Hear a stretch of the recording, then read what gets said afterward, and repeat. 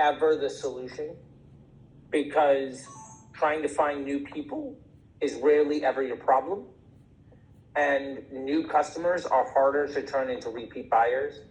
New kinds of customers are harder to turn into repeat buyers than understanding how to run your business more effectively. Thank you. Well noted, Charlie. Thank you so much. Thank you so much, Charles.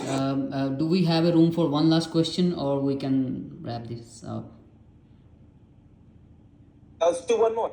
Okay, I'm gonna bring in Harun Alam. And Khizar, if your mic is good, now you can speak up. Otherwise, Harun is going to ask.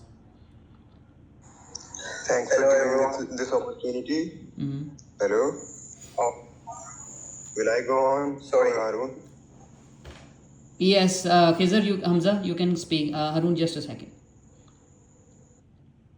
Okay, thanks for giving me this opportunity. So my question is that, like Meta is the updates in Meta platform were coming so sudden and so fast that Meta is now removing many interests from the targeting.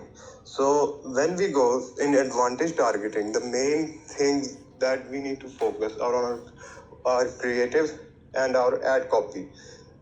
The ad copy, so when I was talking with my senior marketers, they told me that when you go for advantage campaigns, the advantage campaigns work like this. They select the keywords from your ad copy and from the creative.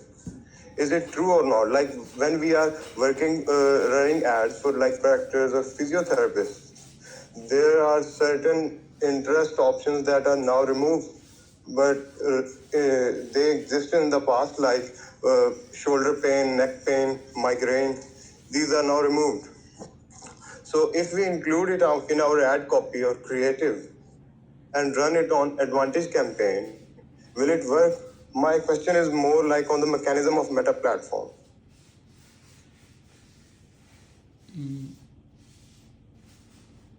Using interest targeting, you are probably not going to be successful. Interest won't work the way that you think. You are not in an interest group because you want to buy based on that topic. You are in an interest group. So three things. First off, on average, 1/3 of the people that are in an interest group are there out of an error. Generally speaking, it has never been a very successful. They've never been able to make the quality of an interest group better than 60 to 70%. The match rate of should you be in it versus not. And because of that, Facebook took their engineers off of the interest group many years ago. Interest group targeting, what audiences are available and not available, is basically a program that was written in 2018 and nobody's touched it ever since. Or it was last touched in 2018. It was developed in 2012 and 2013, but it hasn't been touched in over 5 years. Second, you are not in an interest group because you want to spend money because of that topic. You are in an interest group, if you are in it correctly, because you talked about something or because you've been to a website that may somewhere on that website mention it, even if that's not the page you were on. So for instance, let's say you're a dog guy and you say how you love dogs and you don't like cats. You're now in the cat interest group. Not because you have any interest in buying anything for a cat. Actually, you said something negative about cats, but you said something about them, so you're in the interest group. If you go to a store that sells 1,000 different products, you are in the interest group of every one of those products, even if it has nothing to do with you. So we have to understand that interest group does not imply buying intent. Also, for instance, if you have a phone with GPS and you walk into, let's say, for instance, a mall, or your target audience walks into a mall and there's 50 stores, they are in the interest group of everything that any one of those stores sells, potentially. That has nothing to do with buying intent. And lastly, interest groups come and go all the time. They're getting deleted by the thousands on a regular basis. And somebody could go in and out of an interest group randomly at any time. So let's say it takes 12 impressions or 20 impressions for somebody to want to buy, and you're targeting them because they're in an interest group. You might be on impression 8, and then they disappear from that interest group, and you were investing in getting somebody that had no interest. They're gone forever. Broad targeting, the use of the lookalike audience that every ad makes for itself is the way that you should be using Facebook, and is the way the engineering team designed it to work since about 2018. There has been no significant change in the algorithm since then, because that allows Facebook to show the right ad to the right person, because that's the content they want to see. So if you are running on interest groups, you are running Facebook in a way that the engineering team abandoned several years ago. And I hope what you can hear out of this more than anything is that you can now use creative to target the right person, because the only people that are going to see your content are the people that want to see that content. And now it is the job of the creative to attract the attention of a person who's your ideal customer, to get them to go to your website, and then the website's job is to convert them. Interest groups were made to replicate the way that search marketing was done with affinity audiences in the early 2010s. Interest groups and Google affinity are very close, just like lookalike and act-alike audiences are very close. Basically, Facebook copied affinity and then Google copied lookalike. But both of those are technology that we've moved beyond.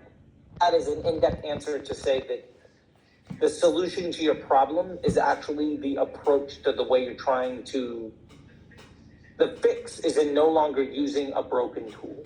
Let me put it that way. Yeah, that's very well said. And this was supposed to be the last question I would ask. Charles, may we have one last, because Harun was on his job. To the other one, it seems like there was a misunderstanding. So let's do one more and then I gotta go. Okay, thank you so much. Thank you. Harun? Thank you so much for giving me an opportunity to ask Professor Charles, since he got a lot of expertise and millions of dollars of ad spend in your agency. So I would like to ask this very interesting question that I had in my mind from quite a while now. And the question is basically, I want to know if how Google ads and Facebook ads basically complements each other in the context of e-commerce in the customer journey. So like if let's say I have a very relatively low ROAS, return on ad spend on Meta, but my Google return on ad spend is very high, and I'm having a good blended ROAS.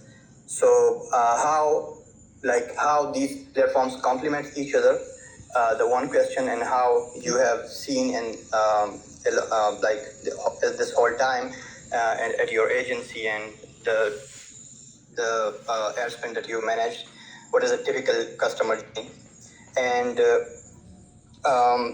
how. So the first question was how these both platforms complement each other, and the second question was that how are we gonna calculate this?